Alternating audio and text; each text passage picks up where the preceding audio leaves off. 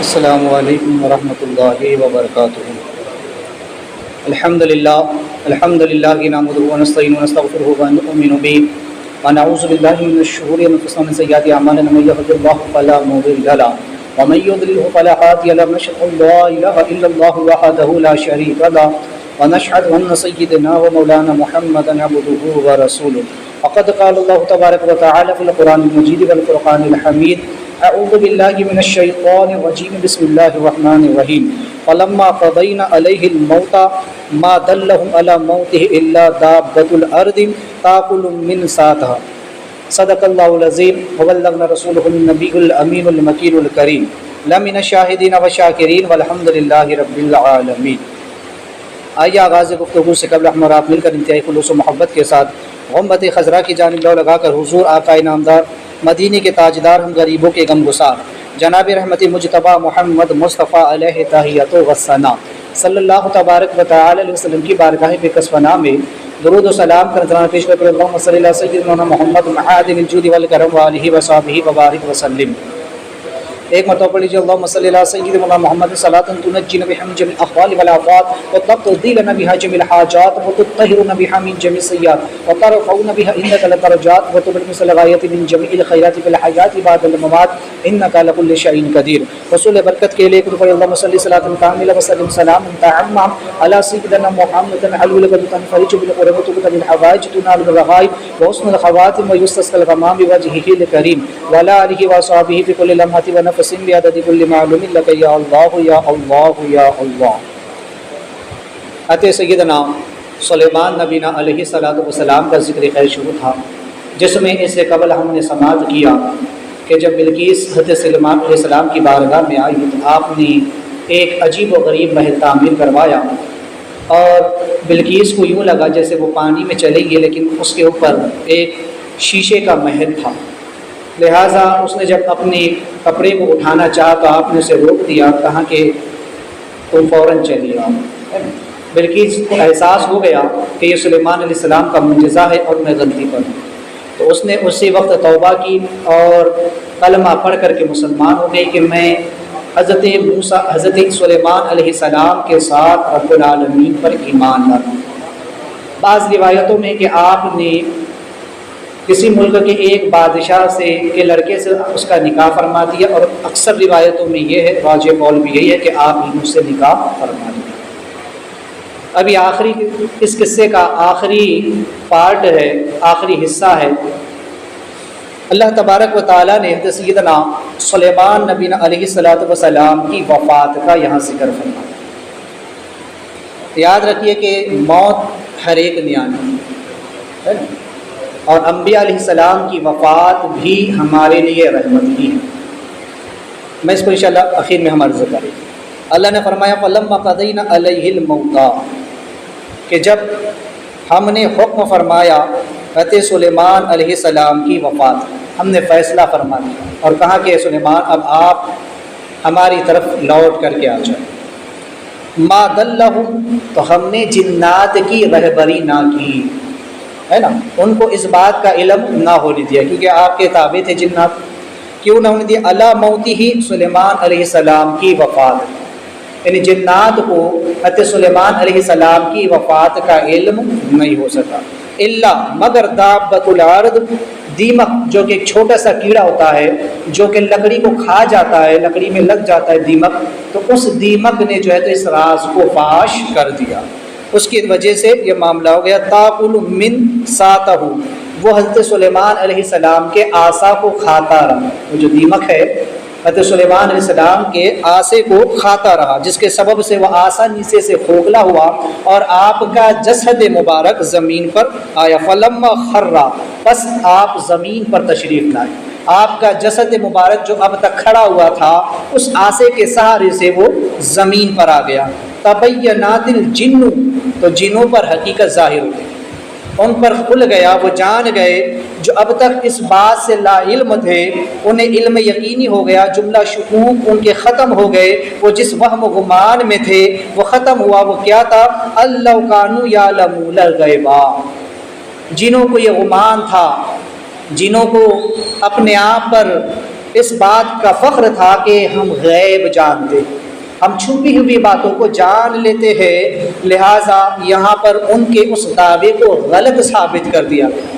اللہ تبارک و تعالیٰ نے ان کے اس دعوے کو، ان کے اس گمان کو غلط ثابت فرما دیا، فرمایا کہ ان پر حقیقت کھل گئی، اگر وہ غیب جانتے ما لبثوا تو سال بھر نہ ٹھہرے رہتے فی العذاب المہین، اس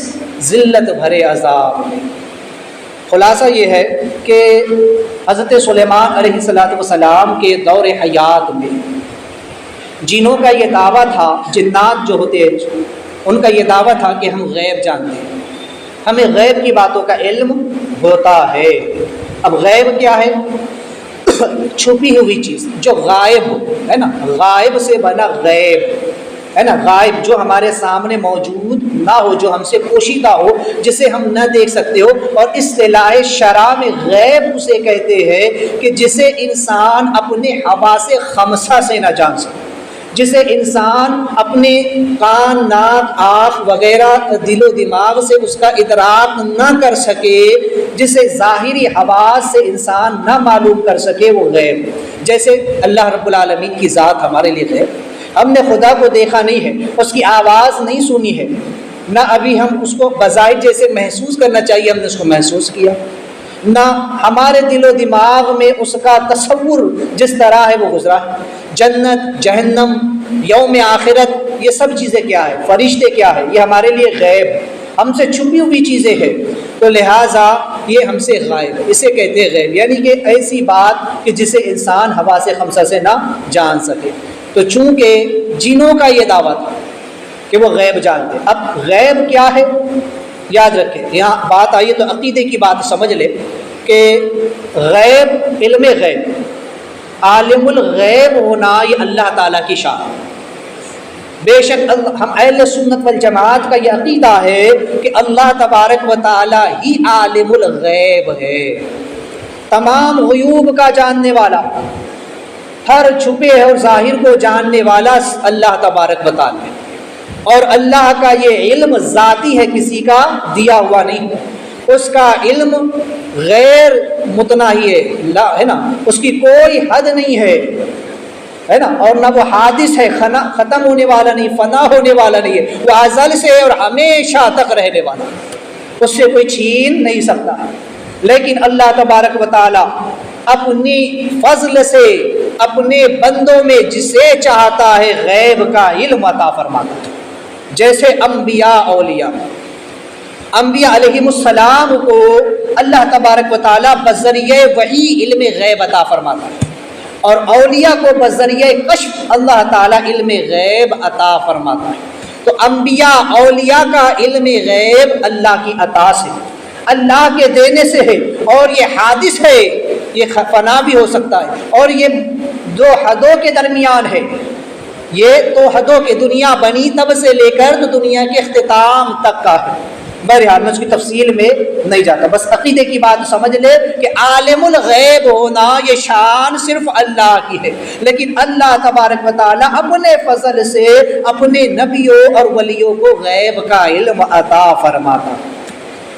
یہاں جنہوں نے دعویٰ کیا، قوم جنات یہ سمجھتی تھی کہ ہم بھی غیب جانتے ہیں، چونکہ ہوتا یہ تھا، میں نے اس سے پہلے بھی بارہا یہ بات کہہ چکا ہوں کہ حضور علیہ الصلوٰۃ والتسلیم کی تشریف آوری سے قبل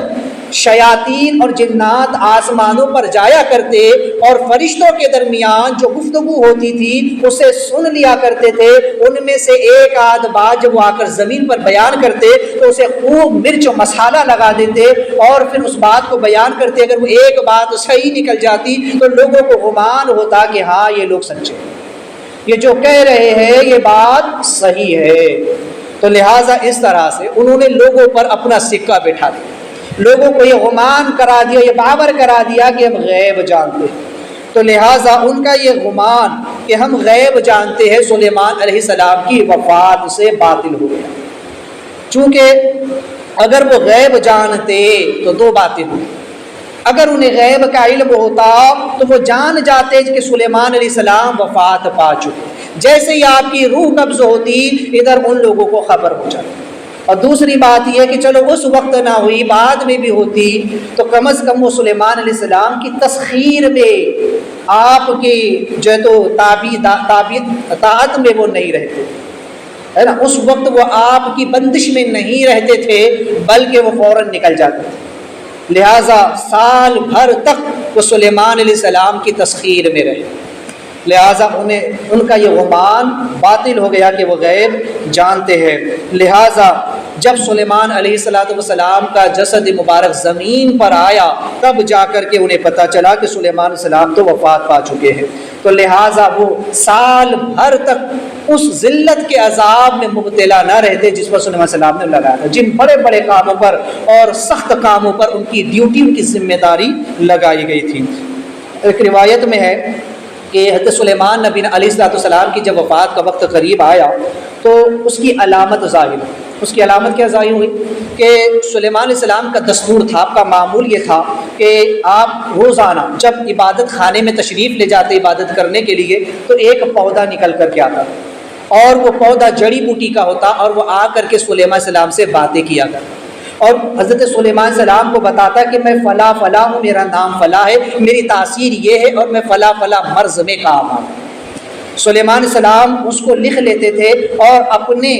جو حوارین ہوتے تھے یا آپ کی خدمت میں جو لوگ اس وقت ہوتے تھے انہیں اس کی شناخت بھی کروا دیتے کہ اس پودے کو دیکھ لو اور اس کی خاصیت لکھ کر کے رکھو تاکہ میرے بعد کم از کم تم کو اس کا علم ہو سکے۔ تو لہٰذا ایک مرتبہ جب آپ اپنے عبادت خانے میں تشریف لے گئے تو اسی طرح حسب معمول ایک پودا جو ہے تو وہاں پر نمودار ہوا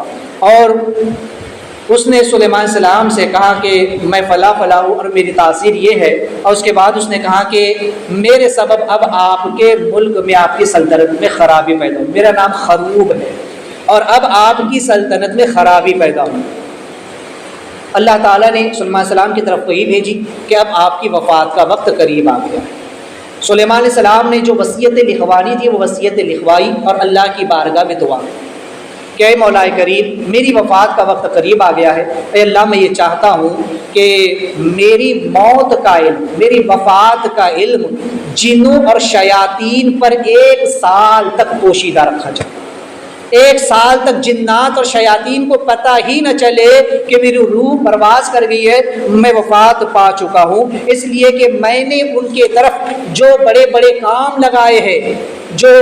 عظیم کام میں نے انہیں سونپے ہیں وہ کام اس عرصے میں پورے ہو جائیں، جو ذمہ داری انہیں دی ہے وہ ذمہ داری پوری ہو جائے۔ اللہ نے آپ کی دعا قبول فرمائی۔ حضرت سلیمان نبی علیہ السلام نے غسل فرمایا، غسل فرمانے کے بعد آپ نے نیا لباس زیب تن فرمایا، دھلا ہوا لباس، اور خوشبو لگائی اور آپ عبادت خانے میں تشریف لے گئے اور آپ کا جو آسا تھا، جو لکڑی تھی آپ کی، اس پر آپ نے سہارا لیا، اس پر ٹیکا لیا۔ بعض روایتوں میں کہ اس پر آپ نے اپنا سر مبارک رکھا اور آپ قیام کی حالت میں، نماز کی حالت میں قیام میں آپ کھڑے ہو گئے، ادھر آپ نے اللہ اکبر کہہ کے نیت باندھی اور ادھر ملک الموت نے آپ کی روح قبض فرمائی۔ اب جب کہ آپ کی روح مبارک بارگاہ خداوند قدوس میں ادھر پہنچی اور سلیمان علیہ السلام بدستور اسی طرح کھڑے رہے، اب آپ کی غیر موجودگی میں، عدم موجودگی میں آپ کے گماشتے، آپ کے نائبین آپ کے مہمات ملک کو سنبھالا کرتے تھے، آپ کی سلطنت کے کاموں کو وہ آپ کے جو نائبین تھے وہ پورا کیا کرتے تھے۔ کہ سلیمان علیہ السلام جب عبادت کرتے تو بڑی لمبی اور طویل عبادت ہوا کرتی، بڑی لمبی لمبی، کئی دن تک آپ صرف قیام کیا کرتے، بلکہ کئی مہینے آپ قیام کرتے تھے، کئی مہینے آپ سجدے میں رہا کرتے، تو کئی مہینے آپ رکوع میں رہا کرتے۔ لوگوں کو اور جنوں کو اور شیاطین کو سبھی کو آپ کا معمول پتہ تھا کہ سلیمان علیہ السلام عبادت کیسی کرتے۔ آج ہم صرف نبیوں کا ذکر تو کرتے ہیں لیکن نبیوں کی طرح ہم عبادت نہیں کرتے، ہم ان کے معجزات، ان کی کرامات، انبیاء اولیاء کی سنتے ہیں، ہمیں بڑا اچھا لگتا ہے، لیکن ان کی طرح کی عبادات ہم نہیں کر پاتے۔ تو اللہ کے جو محبوب بندے ہوتے ہیں ان کا وقت زیادہ تر عبادت الہی میں گزرتا ہے، یا ہم سے ذرا سی دیر کھڑے رہنا بھاری پڑتا ہے کہ بس کب امام صاحب سلام پھیرے، جمعہ کی 2 رکعت پڑھنے آتے ہیں، بس ہفتے میں 1 بار آئیں گے جمعہ کی 2 رکعت پڑھنے، کب مولانا سلام پھیرے کہ مسجد خالی ہوگی، نہ دعا کی فرصت ہے ان کے پاس، نہ سنتیں پڑھنے کا وقت ہے، بس ادھر امام نے سلام پھیرا کہ وہ فوراً نکلتے مسجد کے باہر۔ یا انبیاء علیہ الصلوۃ والتسلیم کا معمول یہ سلیمان علیہ السلام کا کہ کئی مہینوں تک آپ قیام فرمایا کرتے، کئی مہینوں تک آپ رکوع اور سجدہ فرماتے، جس کے وجہ سے سب کو پتا تھا کہ آپ کی عبادت کا عالم کیا ہے، آپ کی عبادت کا معاملہ کیا ہے۔ تو لہٰذا آپ کی عدم موجودگی میں آپ کے جو نائبین ہوتے وہ آپ کے ملک کے کاموں کو، سلطنت کے کاموں کو وہ سنبھالا کرتے تھے، اور اس دوران کسی کی ہمت نہیں ہوتی کہ سلیمان علیہ السلام کے سامنے آ جائے، کسی کی ہمت نہیں ہوا کرتی تھی۔ اگر جس وقت آپ بندگی کرتے، آپ کی ہیبت، آپ کا رعب، آپ کا دبدبا ایسا طاری ہوتا کہ کسی میں مجال نہیں ہوتی کہ آپ کو آنکھ بھر کر کے دیکھے۔ لہٰذا اگر جس کسی کی بھی نظر پڑتی وہ فوراً اپنی نظر کو گھما لیا کرتا۔ لہٰذا جب لوگوں نے اور جنات اور شیاطین نے دیکھا کہ آپ عبادت میں ہے تو وہ یہی سمجھتے رہے کہ آپ نماز میں ہے اور آپ اس وقت قیام میں۔ جب 1 سال پورا ہو گیا، اسی طرح پورا 1 سال گزر گیا، اور دابۃ الارض جو کہ ایک چھوٹا سا کیڑا ہوتا ہے نا، ارض کہتے ہیں زمین ہے نا، تو اس کو ارض کیوں کہا جاتا ہے زمین کو، ہے نا، کیونکہ ایک چھوٹا سا کیڑا ہوتا ہے جو لکڑی کو کھا جاتا ہے، اور زمین کو بھی ارض اس لیے کہتے ہیں کہ یہ انسانوں کو کھا جاتا ہے، مرنے کے بعد اس میں ہی انسان کو دفن کیا جاتا ہے۔ اللہ نے فرمایا نا کہ ہم نے تمہیں اسی زمین سے پیدا کیا، منہا خلقناکم، اسی سے تم پیدا کیے گئے ہو، اور اسی کی طرف پھر تم لوٹائے جاؤ گے، اور پھر دوبارہ اسی سے تم اٹھاؤ جاؤ۔ تو انسان کو مرنے کے بعد اسی لیے دفن کر دیا جاتا ہے کہ وہی جا کر کے انسان مٹی ہو جاتا ہے، تو یہ زمین انسانوں کو کھا جاتی ہے، اسی لیے اسے ارض کہا جاتا ہے۔ تو چونکہ وہ جو دابۃ الارض، وہ جو چھوٹا سا کیڑا ہے، دیمک ہے، اس نے جب آپ کے آسے کو، لکڑی کو کھانا شروع کیا، اور جب 1 سال کا عرصہ بیتا اور وہ نیچے سے کھوکھلی ہوئی، تو آپ کا جسد مبارک زمین پر تشریف لے، تب جا کر کے تمام لوگوں کو علم ہوا، جنات کو، شیاطین کو علم ہوا، انہیں پتہ چلا کہ سلیمان علیہ السلام وفات پا چکے، آپ کا وصال باکمال ہو چکا ہے۔ لہٰذا اس وقت جنوں کو یہ پتہ چلا کہ ہم غیب نہیں جانتے، اور یا پھر 2 تفسیریں ہیں، علماء نے 2 تفسیریں کی۔ ایک تفسیر یہ کہ جنات میں بھی جو بڑے جنات تھے، جو جنوں کے سردار تھے، انہوں نے اپنی قوم کو، چھوٹے جنوں کو یہ باور کرا رکھا تھا کہ ہم غیب جانتے۔ اور بعض علماء نے یہ تفسیر کی کہ جنہوں نے انسانوں پر یہ رعب اور دبدبا قائم کر رکھا تھا کہ وہ غیب جانتے، یعنی انسانوں کے درمیان وہ ڈینگے مارا کرتے تھے کہ ہمیں غیب کی باتوں کا علم پہلے سے ہو جایا کرتا ہے۔ تو لہٰذا حضرت سلیمان علیہ السلام کی وفات کو چھپانے میں یہی حکمت تھی، تاکہ انسانوں کو، جناتوں کو خود پتہ چل جائے کہ جن غیب نہیں جانتے ہیں۔ لہٰذا ایک تفسیر میں ہے کہ حضرت ملک الموت سلیمان علیہ السلام کے یہاں تشریف لائے، اور انہوں نے فرمایا ہے نا کہ اب آپ کی وفات کا، جب وہ آئے اور گفتگو ہوئی تو سلیمان علیہ السلام نے ملک الموت سے کہا کہ جب میری موت کا وقت قریب آئے تو مجھے خبر دے دے، مجھے بتا دے۔ لہٰذا جب آپ کی وفات کا وقت آیا تو ملک الموت نے آپ کو آ کر کے 1 گھنٹہ پہلے بتا دیا، یا عام انسان ہے نا، جو لوگ کہتے ہیں نا نبی کی طرح بشر، نبی ہماری طرح کے عام انسان، انبیاء کا معاملہ کیا ہو، انہوں نے ملک الموت سے کہا کہ میری موت سے پہلے آ کر بتا دے۔ یہاں کوئی انسان ہی گارنٹی دے سکتا ہے کوئی انسان ایسا جو کہے ملک الموت سے، یا کوئی کہے کہ ہاں میں فلاں وقت میں مرنے والا ہوں؟ اللہ جس پر کرم فرماتا ہے، اولیاء کرام انہیں اس بات کا علم ہوتا ہے، لیکن وہ بھی اسے پوشیدہ رکھتے ہیں۔ بہرحال تو چونکہ آپ نے کہا کہ مجھے پہلے ہی خبر دے دیں، آپ سے وفات سے 1 گھنٹہ پہلے آ کر ملک الموت نے آپ کو خبر دی کہ آپ کی وفات کا وقت قریب آ گیا۔ آپ نے اس درمیان میں جتنی وصیتیں فرمانا تھی، جتنی وصیتیں تحریر کرنی تھی، آپ نے وہ تمام وصیتیں جو ہے تو تحریر فرما دی، اور جنوں اور شیاطین کو بلا کر فرمایا کہ ایک شیشے کا محل تیار ہے، فوراً آنن فانن ایک شیشے کا محل بناؤ اور اس میں دروازہ مت رکھو۔ لہٰذا وہ شیشے کا محل تیار ہوا، اور آپ نہا دھو کر غسل فرما کر لباس زیب تن فرمایا، خوشبو لگائی، اور آپ جا کر کے اس میں عبادت کے لیے کھڑے ہوئے۔ جیسا کہ میں نے کہا کہ آپ نے جو تو اپنے آسا کو اپنی سر پر اپنے سامنے رکھا بعض روایتوں میں، اور اس پر اپنا سر مبارک آپ نے ٹیکے کے طور پر لگا دیا، اور اللہ اکبر کہہ کر آپ نے نیت باندھی۔ آپ جیسی قیام کی حالت میں آئے، ملک الموت نے آپ کی روح قبض فرما دی۔ لہٰذا جنات اور شیاطین بدستور اپنے کاموں میں لگے،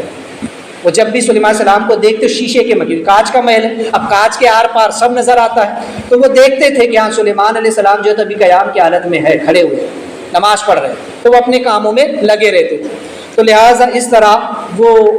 کام کرتے رہے، انہیں پتہ ہی نہیں چلا کہ سلیمان علیہ السلام کی تو وفات ہو چکی ہے، لہٰذا پورا 1 سال کا عرصہ اس میں گزر گیا۔ بعض مفسرین نے لکھا کہ جب سلیمان علیہ السلام نماز پڑھتے اور اگر کوئی شیطان آپ کو دیکھتا تو جل جایا کرتا،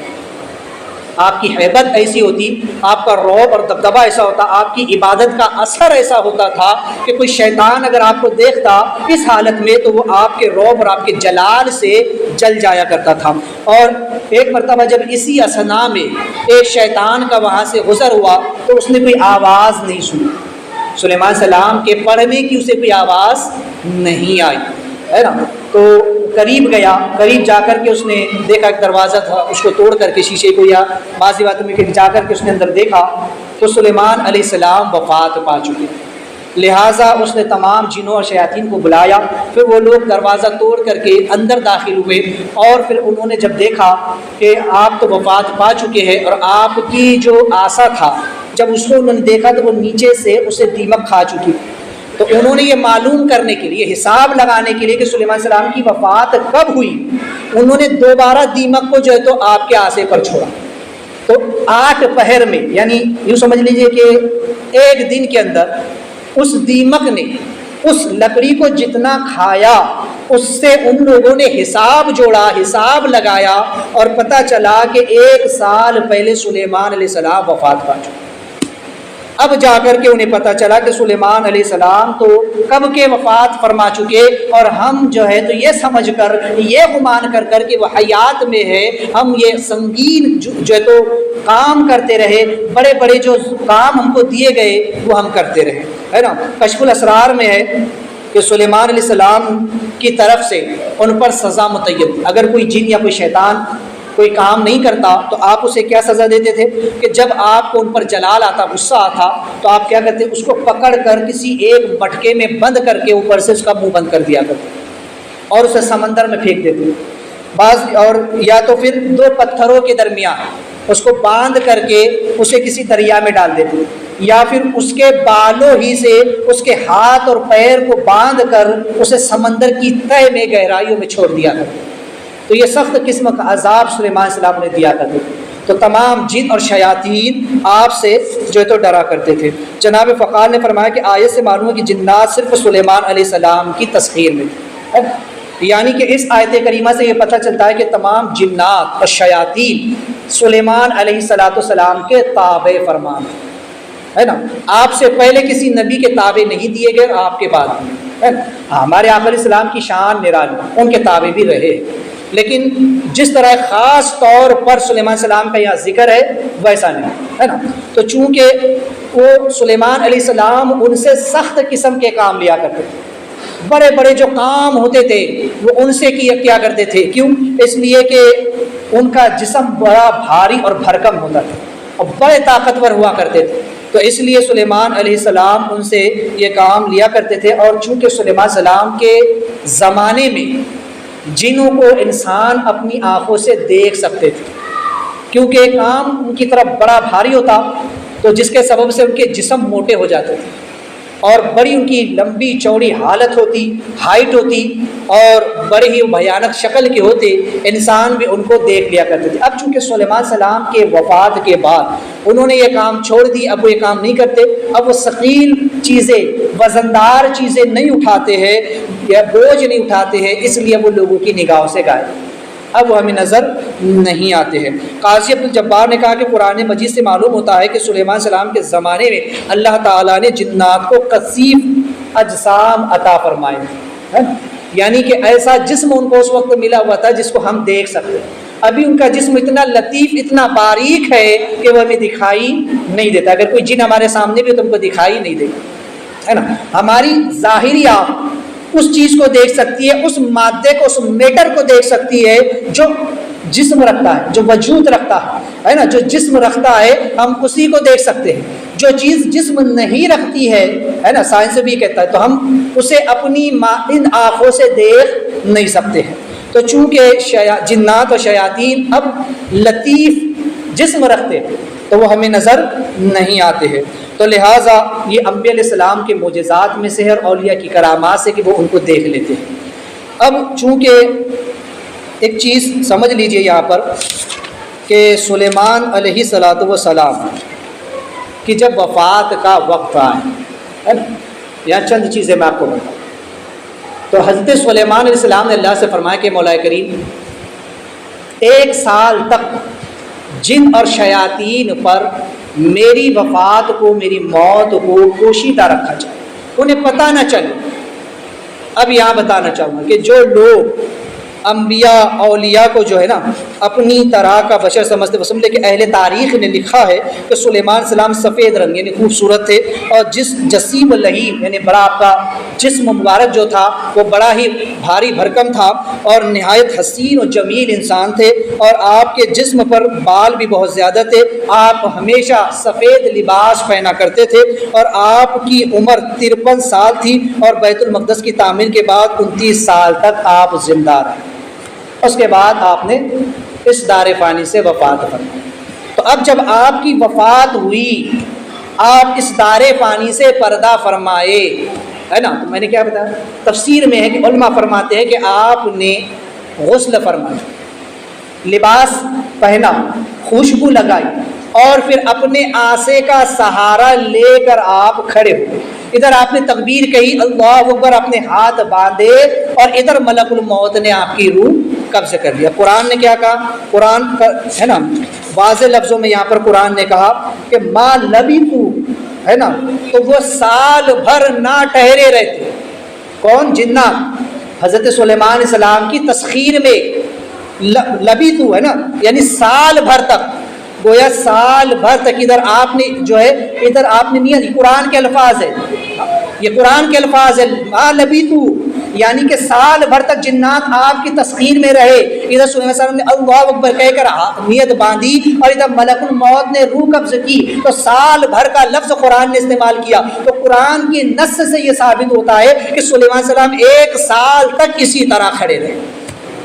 اب سوچنے کا مقام یہ ہے کہ عام انسان جو کہتے ہیں نا نبی ہماری طرح بشر ہے، ہم نبی کی طرح بشر ہے، اب میں کہتا ہوں کوئی بھی انسان صرف کھڑا رہ کر کے دکھائے، ہے نا، اسے نیند آ رہی، اگر کوئی انسان کھڑا ہو اور جب اسے نیند تو دور کی بات ہے، اگر اسے اونگ بھی آئے، اگر وہ اونگنے بھی لگے، اور اگر وہ کھڑا ہوا ہو تو وہ گرنے لگتا ہے، وہ گر جاتا ہے نیچے اونگنے کی حالت میں۔ بلکہ کھڑا ہونا تو کھڑا ہونا ہے، بیٹھے بیٹھے بھی انسان کو اگر نیند آنے لگے، وہ اونگنے لگے تو اس کا جسم ہلنے لگتا ہے، نیچے گرتا ہے، کبھی دائیں کبھی بائیں، کبھی آگے یا پیچھے گر سکتا ہے اس کا جسم۔ تو انسان پر جب نیند طاری ہوتی ہے، انسان پر جب اونگ طاری ہوتی ہے، تو اس کا جسم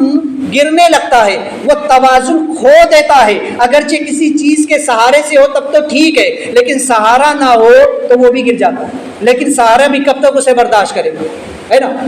اب سوچئے کہ ایک انسان اگر نیند کی حالت میں اسے کھڑا کر دیا جائے اور اسے تھوڑا سا سہارا دے دیا جائے تو وہ کتنی دیر تک کھڑے رہ سکتا؟ وہ زیادہ دیر تک اس سہارے کی سبب کھڑا نہیں رہ سکے گا، بلکہ اس کا جسم گر ہی جائے گا۔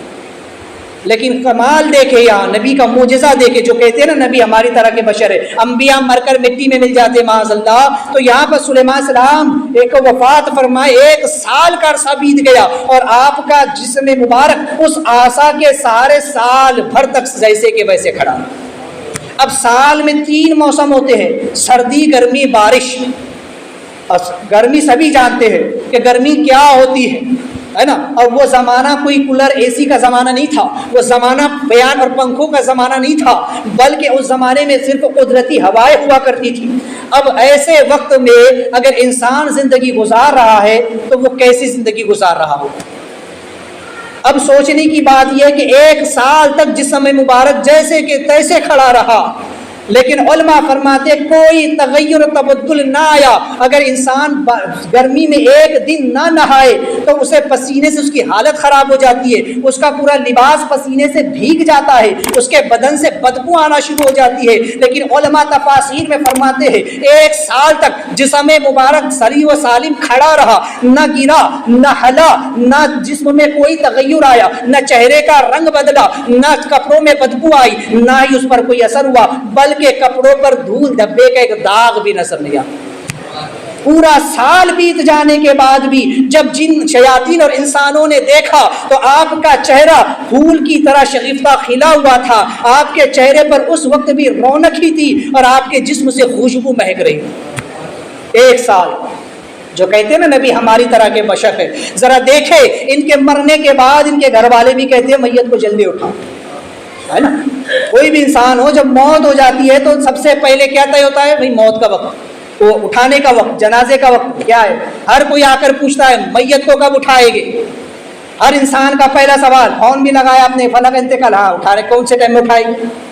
ہر انسان کا پہلا سوال ہوتا ہے کب اٹھائیں گے، جنازے کا ٹائم کیا ہے؟ ہر کوئی چاہتا ہے کہ مرنے کے بعد مردے کو جلد سے جلد قبرستان پہنچا دیا جائے۔ ارے گھر والا بھی ہو، کتنی چاہنے والی بیوی ہو، کیسا ہی شوہر اپنی بیوی سے محبت کرتا ہو، کیسا ہی باپ اپنی اولاد سے محبت کرتا ہو، اولاد اپنے ماں باپ سے محبت کرتی ہو، کیسے ہی دوست ہو، رشتہ دار ہو، مرنے کے بعد اب کوئی بھی 1 دن 2 دن اسے اپنے پاس رکھنے کو تیار نہیں۔ لوگ تو مردے کے پاس جانے کو ڈرتے ہیں، اسے نہلانے کے لیے ڈرتے ہیں، اس کے پاس بیٹھنے سے لوگ ڈرتے ہیں کہ نہ جانے کیا کرے گا۔ ارے زندگی میں وہ کچھ نہ کر سکا، مرنے کے بعد وہ کیا کرے؟ لیکن تعجب ہے لوگوں کو، سمجھتے ہیں کہ میت کے پاس نہیں جائیں گے، موت والے گھر میں نہیں جائیں گے، جس گھر میں موت ہوئی بولے وہ جو ہے تو اپشگن ہو گیا، لوگوں کے نہ جانے کیسے کیسے تہمات ہیں۔ تو بہرحال چونکہ مرنے کے بعد کوئی نہیں چاہتا کہ میت کو زیادہ دن رکھا جائے، کیوں؟ سب جانتے ہیں کہ اس کا جسم گلے گا، اس کا جسم سڑے گا، اس سے بدبو آئے گی، تو ہر کوئی چاہتا ہے جلدی لے کر کے جاؤ۔ اور شریعت کا حکم بھی یہی ہے، قبر کو اتنی گہری کھودو کہ وہ اندر اسے دفن کرنے کے بعد جب اس کا جسم گلنے سڑنے بھی لگے تو کہیں اس کی بدبو باہر نہ آئے، کوئی جانور اسے کھینچ کر کے باہر نہ نکالے، اس لیے قبر کو اتنا کھودنے کا حکم ہے۔ بہرحال تو چونکہ سلیمان علیہ السلام کی وفات کو ہوئے 1 سال کا عرصہ بیت گیا، لیکن جسم مبارک جیسے کہ ویسے صحیح و سالم ہے نا۔ اللہ کے رسول علیہ السلام فرماتے ہیں کہ اللہ نے زمین پر حرام قرار دیا کہ انبیاء علیہ السلام کے جسموں کو کھائے، پس انبیاء زندہ ہے اور اپنی قبر میں رزق دیے جاتے ہے نا۔ ایک روایت میں کہ انبیاء علیہ السلام کی جب روح قبض کی جاتی ہے تو اللہ کی بارگاہ میں جب لے جائی جاتی ہے تو فرشتے پوچھتے مولا اس روح کو کہاں رکھے؟ اللہ فرماتا ہے کہ اس روح کو ان کے جسم میں واپس لوٹا، کیونکہ اس سے بہتر جگہ نہیں، کیونکہ انبیاء کا جسم بھی ایک خاص جسم ہوتا ہے جو عام انسانوں کی طرح نہیں ہوتا ہے، اس لیے خاص روح کو خاص جسم میں ہی میں رکھ دیا جاتا ہے، اس سے بہتر مقام نہیں ہوتا ہے، اس لیے انبیاء کی روح ان کے جسم میں لوٹا دی جاتی ہے۔ لیکن اللہ تبارک و تعالیٰ کے قانون کے تحت انبیاء علیہ السلام صرف اپنے اوپر وفات کے احکام کو جاری کرتے ہیں، وہ دنیاوی زندگی کی طرح اس حرکت نہیں کرتے ہیں، کیوں؟ صرف اللہ کے قانون کے تحت، کیونکہ رب کا جو قانون ہے بعد وفات تاکہ وہ جاری ہو جائے، اس لیے وہ جو تو ضبط ان کا اتنا بھاری ہوتا ہے۔ اللہ کے رسول سلام فرماتے ہیں کہ شب معراج جب میں آسمانوں کی طرف جا رہا تھا تو میں نے دیکھا کہ حضرت موسیٰ علیہ السلام اپنی قبر میں نماز پڑھ رہے ہیں۔ یہ کیا ہے؟ انبیاء اپنی قبروں میں زندہ ہوتے ہیں اور اللہ کی عبادت و بندگی کرتے ہیں۔ یہ مثال سلیمان السلام نے بھی دکھا دی، 1 سال تک آپ کا جسم مبارک حالت قیام میں کھڑا رہا، بندگی میں رہے۔ اور عام لوگوں کے لیے حکم آتا ہے،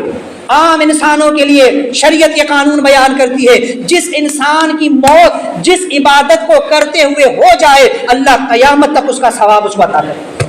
کسی انسان کی موت سجدے میں ہو جائے اللہ قیامت تک سجدے کا ثواب دے گا، کسی کی موت قیام میں ہو جائے اللہ قیامت تک اس کو قیام کا ثواب دے گا۔ کوئی انسان حج کے لیے گیا، وہاں انتقال ہو گیا، اللہ قیامت تک حج کا ثواب عطا کرے گا۔ کوئی انسان نیکی کر رہا تھا اور نیکی کرتے کرتے مر گیا، اللہ اس نیکی کا ثواب اس کو قیامت تک عطا فرمائے گا۔ تو یہ تو اللہ کے نبی ہے حضرت سلیمان السلام، ان کا جسم مبارک 1 سال تک صحیح و سالم کھڑا رہا اور آپ حالت قیام میں اللہ کی بندگی کر۔ تو لہٰذا یہاں پر ایک چیز اور سمجھ لیں کہ اس میں اللہ تبارک و تعالیٰ کی قدرت کا بیان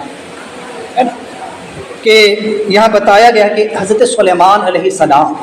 ایسے جلیل القدر نبی اور بادشاہ کہ جن کی سلطنت میں پوری کائنات، پوری دنیا تھی، آپ کی حکومت پوری دنیا پر تھی، اور تمام انسان، جن، پرندے، شیاطین سب آپ کے حکم کے تابع فرمان، سب کے سب آپ کے تابع فرمان، کوئی آپ کے حکم سے سرتابی نہیں کر سکتا تھا۔ تو لہٰذا ایک ایسا جلیل القدر بادشاہ جس کی حکومت پوری دنیا پر ہو، جس کی حکومت انسانوں پر ہو، جناتوں پر ہو، شیاطین پر ہو، جمادات پر ہو، نباتات پر ہو، حیوانوں پر ہو، دریائی جانوروں پر ہو، ہوائی پرندوں پر ہو، وحشی جانوروں پر ہو، جب وہ انسان کا بھی وقت آ جاتا ہے تو اللہ اسے بھی موت عطا فرما دیتا ہے۔ انسان کتنے ہی بڑے مقام پر پہنچ جائے، کتنے ہی بلند مرتبے کو پہنچ جائے، لیکن موت اسے آ کر کے رہنی ہے۔ موت دنیا کی وہ تلخ حقیقت ہے جسے کوئی نہیں جھٹلا سکتا ہے۔ ہر مذہب اور ہر مسلک کا ماننے والا انسان اس بات کو جانتا اور مانتا ہے کہ جس جان نے بھی جنم لیا ہے، جو پیدا ہوا ہے، اسے مرنا ضرور ہے، اسے موت آنی ضرور ہے۔ اسی لیے خلق ہے، خلق کا معنی ہوتا ہے پیدا ہونا، خلق کا معنی ہوتا ہے مخلوق، لہذا جو پیدا ہوا ہے اسے مرنا ضرور ہے، جو پیدا ہی نہیں ہوا اسے موت نہیں آئے گی، اور وہ ذات صرف اللہ کی۔ قل هو اللہ احد اللہ الصمد لم یلد ولم یولد ولم یکن له کفوا احد۔ یہی چیز اس میں بیان کی گئی، اللہ وہ ہے، اللہ ایک ہے، اللہ بے نیاز ہے، وہ کسی سے پیدا نہیں ہوا، اللہ کو کسی نے جنا نہیں ہے، اس کا کوئی ماں نہیں، کوئی باپ نہیں، وہ کسی سے پیدا نہیں ہوا اور نہ اس سے کوئی پیدا ہوا، اس کی کوئی اولاد نہیں ہے، اس کا کوئی بیٹا نہیں ہے، اس کی کوئی بیٹی نہیں ہے، بلکہ اللہ تبارک و تعالی وہ خالق کائنات ہے کہ اس نے ہر چیز کو پیدا فرمایا، اس کے جیسا کوئی نہیں ہے، اس کی مثل کوئی نہیں ہے، اس کے برابر کا کوئی نہیں ہے، وہ ذات وہ صرف اللہ رب العالمین کی ہے۔ ہر چیز کو اللہ نے پیدا کیا، اور جس کو بھی اللہ نے پیدا کیا ہے کل من علیہ فان ویبقى وجہ ربک ذو الجلال والاکرام، ہر شے نے فنا ہونا ہے، ہر چیز نے فنا ہونا ہے، اور باقی رہنے والی ذات صرف اللہ کی ہے۔ کل نفس ذائقۃ الموت، ہر نفس نے موت کا مزہ چکھنا ہے۔ کتنا ہی بڑا بادشاہ ہو، کتنا ہی بڑا انسان ہو، کوئی ہو، چاہے حاجی ہو، نمازی ہو، جیسا ہی ہو، اسے موت آنی ہے، چاہے وزیر اعظم ہو، پرائم منسٹر ہو، چاہے جو ہو، اسے موت آ کر کے رہے۔ موت دنیا کی ایسی حقیقت ہے، اس سے کسی کو رستگاری نہیں۔ انبیاء کو بھی اجل آنی ہے، سرکار اعلیٰ فرماتے ہیں انبیاء کو بھی اجل آنی ہے، مگر ایسی کہ فقط آنی ہے، پھر اسی آن کے بعد ان کی حیات مثل سابق جسمانی۔ تو موت تو انبیاء کے لیے بھی ہے، لیکن ان کی موت میں اور ہماری موت میں زمین آسمان کا فرق ہے۔ میں بھی اس کی تفصیل میں نہیں جاتا، تو بتانے کا مقصد یہ تھا کہ ایک ایسا بادشاہ جلیل القدر کہ جس کے تابع فرمان ہوائیں بھی ہے، جس کے تابع فرمان جنات اور شیاطین بھی ہے، لیکن اس کی بھی وفات ہوئی، اس کے لیے بھی موت آئی۔ تو انسان غرور نہ کرے، انسان گھمنڈ نہ کرے اپنی طاقت کا، اپنی دولت کا، اپنی شہرت کا، اپنی عزت کا، اپنے رتبے کا، اپنے کمال کا، کیونکہ ایک دن اسے مرنا ضرور ہے۔ یہ چیز دکھائی گئی کہ اتنا بڑا بادشاہ، اسے بھی موت آئی، سب کچھ چھوٹ گیا اور انہیں بھی اپنے رب کے پاس جانا پڑا۔ تو انسان تجھے کس چیز کا گمان ہے؟ تو کس خیال میں ڈوبا ہوا ہے؟ اے انسان تو کس بھول بھلیا میں ہے؟ تو کس انا پرستی میں کھویا ہوا ہے؟ موت تجھے بھی آ کر کے رہے گی، جوانی تیری بھی جا کر کے رہے گی، بڑھاپا تجھے بھی آ کر کے رہے گا، ہر چیز نے موت کا مزہ چکھنا۔ تو لہٰذا ایک چیز یہاں یہ دکھائی، اور دوسری چیز یہ کہ بعد وفات انبیاء کی شان کیا ہوتی ہے نا،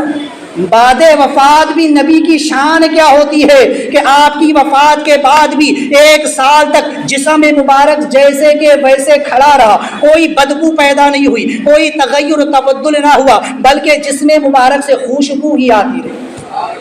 اور اس وقت بھی کسی کی مجال نہ تھی کہ آپ کے سامنے آ جاتا تھا، اور 1 سال تک اس کے بعد بھی جنات اور شیاطین آپ کی تسخیر میں رہے، آپ کے تابع فرمان ہی رہے۔ اب جو لوگ کہتے ہیں نا کہ نبی ولی مرنے کے بعد کچھ نہیں کر سکتے، قرآن کہہ رہا ہے کہ 1 سال ہو گیا وفات کو، اس کے باوجود بھی آپ کی ہیبت، آپ کی جو ہے تو آپ کا جاہ و جلال شیاطین اور جنوں پر، انسانوں پر ایسا تھا کہ آپ کے سامنے آنے کی ہمت کسی کی نہیں۔ جو کہتے ہیں نا مزاروں پر جانے سے کچھ نہیں ہوتا، معاذ اللہ یہ انبیاء اولیاء مر کر مٹی میں مل گئے، یہ غریب نواز کے مزار پہ جانے سے کچھ نہیں ہوتا، یہ موسیٰ قادری کے یہاں جانے سے کچھ نہیں ہوتا، فلاں مزار پہ جانے سے کچھ نہیں ہوتا۔ سن لو، یہ اولیاء اپنی قبروں میں زندہ ہے، اور ان کا اثر، ان کا فیض بعد وفات بھی جاری ہوتا ہے۔ یہ ثابت ہو گیا اس واقعے سے کہ سلیمان السلام کی وفات کو 1 سال ہو گیا، پردہ فرمانے کو 1 سال ہو گیا، اس کے باوجود بھی آپ کی ہیبت، آپ کا رعب، آپ کا دبدبہ، آپ کا جلال شیاطین اور جنوں پر ایسا ہے کہ آپ کی تسخیر کے اندر آپ سے ابھی بھی ڈر رہے ہیں۔ اس لیے آج بھی موسیٰ قادری پر چلے جائے، کتنوں کے اندر کا نکل جاتا ہے نا۔ کئی لوگوں نے اپنی آنکھوں سے دیکھے یہ سارے معاملات۔ تو چونکہ انبیاء اولیاء کی یہ شان ہوتی ہے کہ وہ عبادت کے ذریعے اس مقام کو حاصل کرتے کہ اللہ بات وفات بھی ان کے اندر یہ تاثیر، یہ اثر پیدا فرما دیتا ہے۔ تو لہٰذا یہاں پر ایک چیز یہ بھی سمجھائی گئی کہ وہ جن اور شیاطین جو بڑے بڑے دعوے دار تھے، جنہیں یہ دعویٰ تھا کہ ہم غیب جانتے ہیں، اللہ تبارک و تعالیٰ نے ان کے دعوے کو کیسے باطل فرما دیا۔ جنہوں نے کہا تھا کہ ہم غیب جانتے ہیں، ہم چھپی ہوئی بات کو جانتے، اگر تم غیب جانتے ہوتے تو تمہیں اسی وقت خبر ہو جاتی جب سلیمان علیہ السلام کی وفات ہوئی۔ 1 سال تک تم ان کی بارگاہ میں نہ ٹھہرے رہتے۔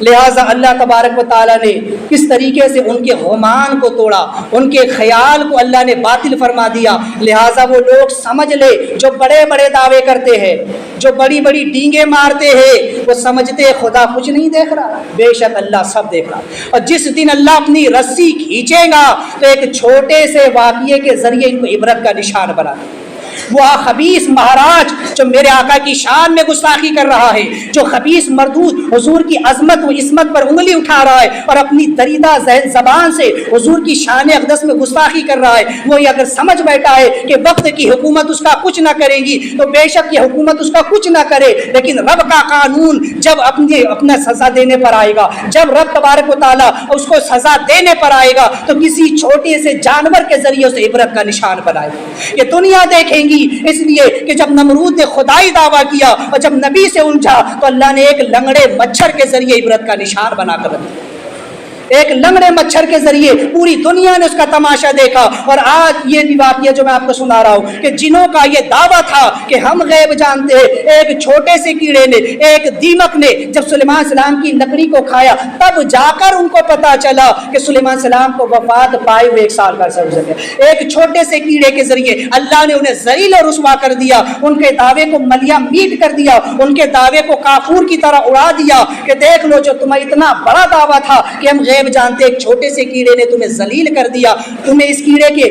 آسا کھانے کے بعد پتا چلا کہ وہ جو سلیمان السلام کی وفات ہو گئی۔ اس لیے وہ کتے جو حضور کی شان میں بھونکتے ہیں وہ یہ نہ سمجھے کہ ان کا کچھ نہیں ہونے والا ہے، جو وہ یہ دعوے کر رہے ہیں اور حضور کے خلاف بھونک رہے ہیں، ایک وقت آئے گا کہ اللہ انہیں عبرت کا نشان بنائے گا۔ تو بہرحال ایک چیز تو یہاں یہ بھی پتا چلی، اور یہاں سے ایک اشارہ اس بات کا بھی ملتا ہے کہ 2 نبیوں کے عاصے کا ذکر قرآن میں آیا، 2 انبیاء کا ذکر عاصے کے ساتھ قرآن میں آئے، موسیٰ علیہ السلام اور ان کے عاصے کا ذکر جو آپ سن چکے ہیں موسیٰ علیہ السلام کے قصے، کہ موسیٰ علیہ السلام کا بھی ایک عصا تھا، ہے نا، ایک لکڑی کا، ہے نا، عصا بولتے ہیں لکڑی کو، ہے نا، تو لکڑی کا جس سے آپ ٹیک لگاتے تھے عصا۔ قرآن نے اس کے بارے میں کہا اتوکا علیہا، ہے نا، جب سلیمان السلام سے اللہ نے پوچھا یہ کیا ہے تمہارے ہاتھ میں کیا ہے، وہ تل کبھی یمینی کا یا موسیٰ، اے موسیٰ تیرے ہاتھ میں کیا ہے، تو سلیمان حضرت موسیٰ علیہ السلام نے کیا کہا تھا، اتوکا علیہا، کہا کہ اللہ یہ میرا عصا ہے، اس سے میں ٹیکا لگاتا ہوں، بکریوں کے لیے پتے جھاڑتا ہوں، ہے نا، اس سے میں دیگر کام لے لیتا ہوں۔ تو اللہ تبارک و تعالیٰ نے کیا فرمایا، وَأَلْقَاهَا یا موسیٰ، ہے نا، اے موسیٰ اس کو زمین پر ڈال، ہے نا، اور جب آپ نے اسے زمین پر ڈالا تو وہ کیا ہو گیا، ایک لہراتا ہوا اژدھا بن گیا۔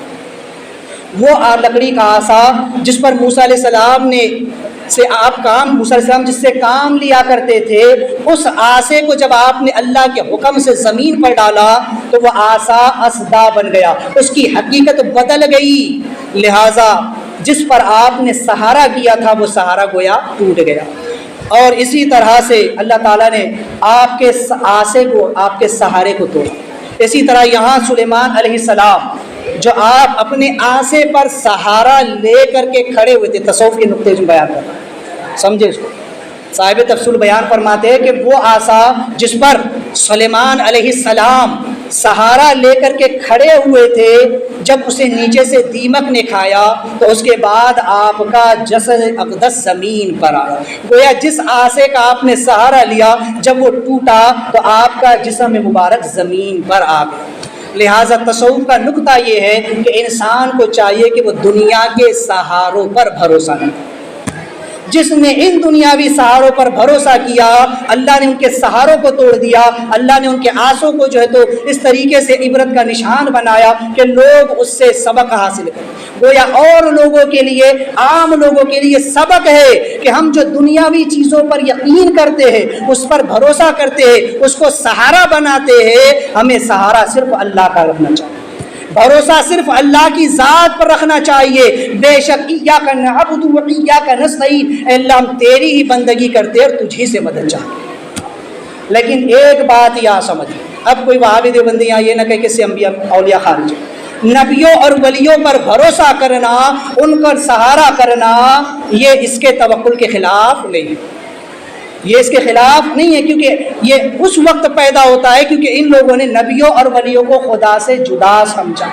یہ خدا کے وہ محبوب بندے ہیں جن کی طرف خود خدا نے ہمیں بھیجا۔ میں نے بتایا نا، اہدنا الصراط المستقیم، اللہ ہم کو سیدھے راستے پر چلا۔ یہ وہ سہارا ہے، یہ وہ آسے ہے کہ جو ان کا دامن تھام لیتا ہے۔ وَأَنَّ مَنْ دَاهُ مِنَ النَّبِيِّينَ وَالصِّدِّيقِينَ وَالشُّهَدَاءِ وَالصَّالِحِينَ، اللہ فرماتا ہے یہ وہ آسے ہے، یہ وہ سہارے ہیں جن نے ان کا دامن تھام لیا، جو ان کے نقش قدم پر چلا، وہ انسان کامیاب ہو جائے گا۔ تو انبیاء اولیاء کا سہارا لینا، انبیاء اولیاء سے مدد لینا یا انبیاء اولیاء پر بھروسہ کرنا، یہ توکل کے خلاف نہیں، یہ بلکہ اسی میں آتا ہے کہ وَابْتَغُوا إِلَيْهِ الْوَسِيلَةَ، کہ لوگ اللہ کی طرف وسیلہ تلاش کریں، تو یہ وسیلے میں آتا ہے۔ اب تصوف کا ایک آخری نقطہ یہاں سمجھیں کہ یہاں سلیمان علیہ السلام کے اس واقعے میں بتایا گیا کہ سلیمان علیہ السلام کی جب وفات ہو گئی تو 1 سال تک جنوں کو خبر نہیں ہو سکی کہ سلیمان السلام پردہ فرما۔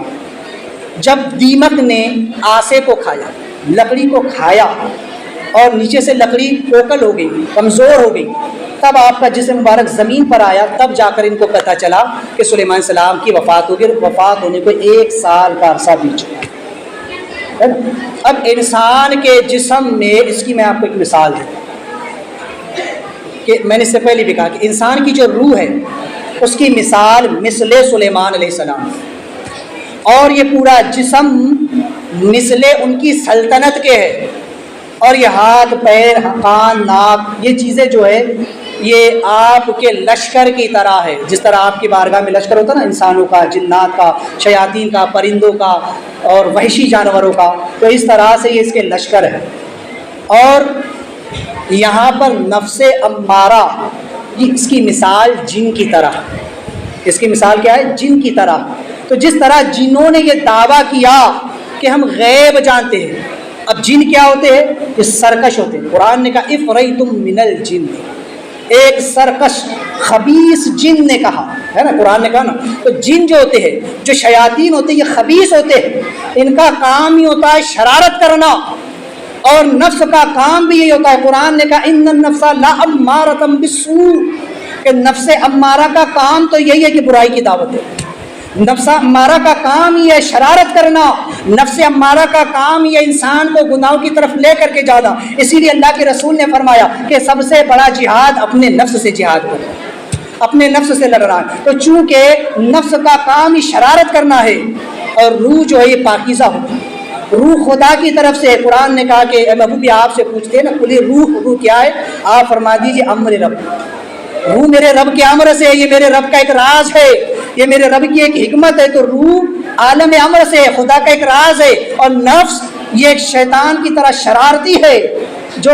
انسان کے جسم میں فساد پیدا کرتا ہے، اسے گناہ کی طرف دعوت دیتا ہے۔ اب جب تک روح اگر صحیح و سالم ہو، اگر روح پاکیزہ ہو، جیسے سلیمان السلام اللہ کے نبی ہے، تو آپ کو اللہ تبارک و تعالیٰ نے تمام انسانوں، جنوں اور شیاطین پر قبضہ دیا، ان پر آپ کو تسخیر عطا فرمائی، یہ سب آپ کے تابع فرمان ہوئے۔ یہ اس بات کا اشارہ ہے کہ جب انسان کی روح پاکیزہ ہوتی ہے، انسان کی روح اللہ کی عبادت میں مستغرق ہوتی ہے، تو اللہ اس نفس روح کو اتنی طاقت عطا کرتا ہے کہ وہ انسان اپنے نفس پر قابو پا لیتا ہے اور نفس اس کے تابع فرمان ہوتا ہے، پھر وہ نفس گناہ نہیں کر پاتا کیونکہ روح کا کنٹرول نفس پر ہوتا ہے۔ اور جتنے بھی برائیاں ہیں، چاہے حرص ہو، طمع ہو، لالچ ہو، شہوت ہو، غضب ہو، طمع ہو، یہ ساری چیزیں نفس کی خرابی سے پیدا ہوتی ہے۔ یہ سب نفس، جس طرح شیطان کے چھوٹے چھوٹے چیلے اور چپاٹے ہوتے ہیں، اسی طرح نفس کی یہ خاصیتیں ہیں، نفس کے یہ چیلے چپاٹے ہیں جس کے ذریعے سے انسان کے جسم میں،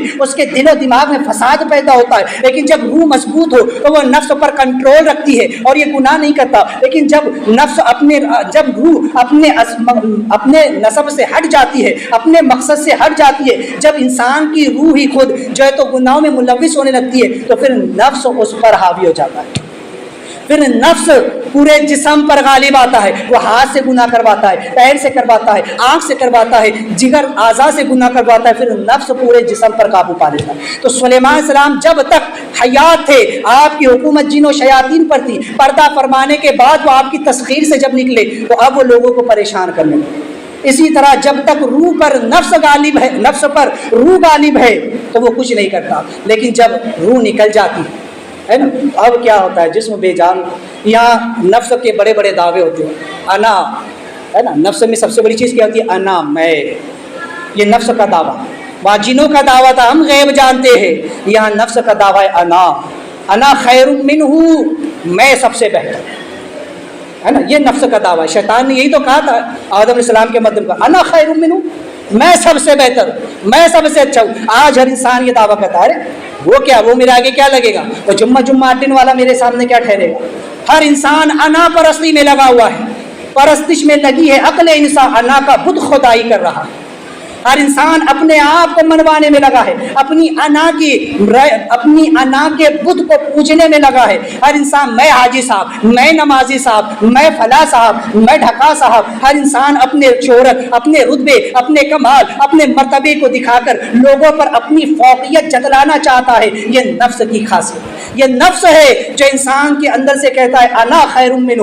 میں سب سے بہتر ہوں۔ لیکن جب انسان کو موت آتی ہے اور جب انسان کا جسم بیکار ہو جاتا ہے اور جب یہ قبر میں پہنچتا ہے تو اب سنیں تفسیر میں آتا ہے انسان کو کیا لگتا ہے، اب جب اس کے جسم کو قبر میں رکھ دیا جاتا ہے تو پھر اسے لگتا ہے کہ میں تو ابھی اٹھ جاؤں گا، ہے نا، اٹھنے کی کوشش کرتا ہے، کیونکہ نیند موت کی بہن ہے۔ نیند کو موت کی بہن کہا گیا۔ موت کے بعد انسان کو لوٹنا نصیب نہیں ہوتا، لیکن نیند سے انسان جاگ جاتا ہے، مرنے کے بعد نہیں جاگتا۔ کوئی انسان اگر سو رہا ہے اور وہ خواب دیکھے کہ کوئی اسے مار رہا ہے، یا سانپ اسے ڈس رہا ہے، یا بچھو سے ڈس رہا ہے، کوئی اسے قتل کر رہا ہے، تو وہ فوراً ہڑبڑا کر کے اٹھ جائے گا،